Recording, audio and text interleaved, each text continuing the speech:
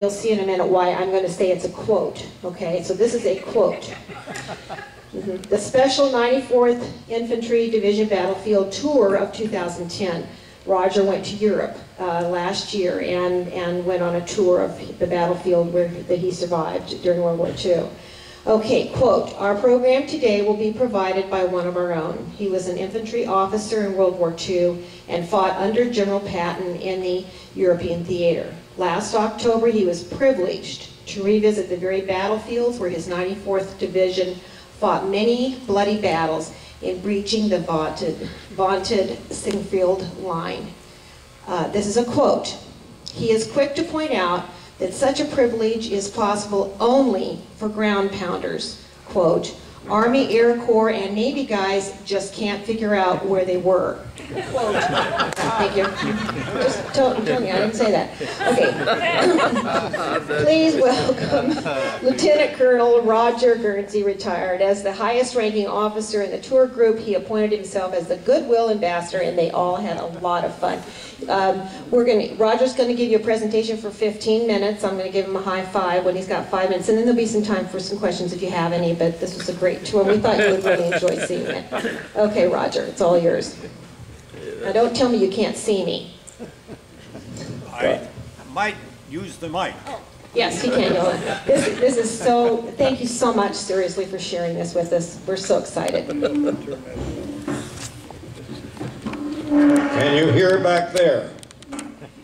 Can you hear over there? Good. I might accidentally, on purpose, say something interesting. Might only happen one time, so I wouldn't want you to miss it. Now, as you heard, I've been restricted to 15 minutes, and these are, so that I have just a few very short notes. And I don't even have time for a naughty story.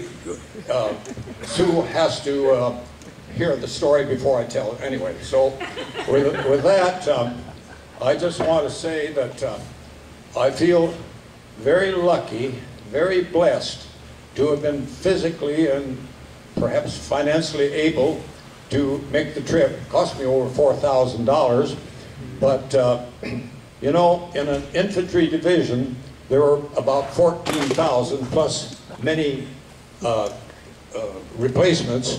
14,000, probably no more than 7% or about 1,000 left. And of those 1,000, as we realize, many are in wheelchairs, on canes. And I jokingly say that the only canes I use are golf clubs. And I have a set of those. And anybody under 90, I'm 90 years old, soon be 91, anybody that, let's see, lost my train of thought. Anyway, anyway, I feel very blessed to be able to do that. And there are probably, on this trip, there were only 25 of us, 25 on the trip total, and there were only 5 warriors, and the rest were sons and daughters, and my own daughter Marilee, who lives in Washington, D.C., was able to join me, and I thought it was a great thing. So anyway, I have to check the notes. Oh yeah, like I say, I feel blessed that I was physically able to go. Many people, and I had some trouble. You get in those big airports and get on those escalators, you're darn lucky if you don't fall down and make a scene out of yourself. But I felt that I was in pretty good shape until yesterday. On Saturday, I went to a birthday party for a young gal, 90 years old, and I saw my old friend Larry Grant, and he told me about a guy who lived there in Fruitland, Art Campo, and that he landed on D-Day. Well, I just had to see him, so I went to see him yesterday.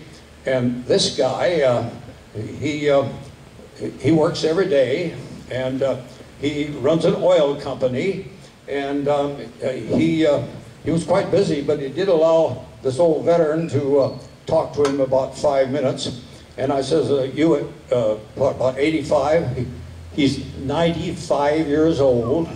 He was in on D-Day, was seriously wounded. 2 months he was in hospitals, got back to duty, and he went through the whole show. Art Campo, 95 years old, still running the business, and they asked him why he didn't retire, and he said, because, turn it over to your son, because I can run it better than he can. So I felt pretty good until yesterday, but that's the way it is. Well, now, I think we are about ready for the main event here. I want to ask that you pay particular attention to the first picture I took and the last picture I took. So with that, how much time I've got? 10 minutes. Okay. We landed in Paris, and the first picture I took was Notre Dame Cathedral. And many of you have seen it. How many have been to Paris? Quite a few of you. And so that was the first picture. And there's my daughter Marilee, who married well. She married an Air Force Academy boy, and he was quite a workaholic. And they retired in December of '07. He is a lieutenant general. And here we are at a, well, I think that came a little later, but there's that fellow there in the middle, he was in the German army, and I was kind of hoping he was a field grade or so he'd know something about it, but he just operated radio, so he didn't know an awful lot about it. But that's his castle, and it's a very, very nice castle. And here, we took the bus from Paris and went up to Luxembourg. And near the border of Luxembourg, we went to a castle. And I met a real baron. This is Baron von Hob-Gelting. And that castle that he lives in has been in the family for 500 years.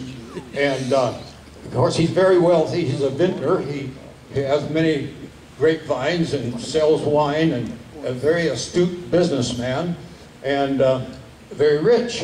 And I says, well, how did your family make out with the Nazis? You know, socialists, and they didn't like the rich. He said, well, we didn't make out very well. My grandfather was taken prisoner. He was in a concentration camp in Germany. He escaped, went clear across Germany, and swam the Mosel River to get home. The castle is right near the border with Luxembourg. And there, my daughter, Marilee, is showing some of the dragon's teeth. You Air Force guys and Navy, you wouldn't recognize dragon's teeth, but they were to keep the tanks from going through and breaching the Siegfried line. And there, our first battalion, 302nd Infantry Regiment, was given the job by General Patton. He wasn't directing our battalion, but he gave our 94th the job of breaching the Siegfried line so he could push his armor through to the Rhine 75 miles away. And our 1st Battalion, 302nd Infantry, was given the job of attacking 5 pillboxes. To do this, we had to go through monkey wrench woods, shaped like a monkey wrench. And I'll tell you, I can remember it very well. That first day, it was hell on earth.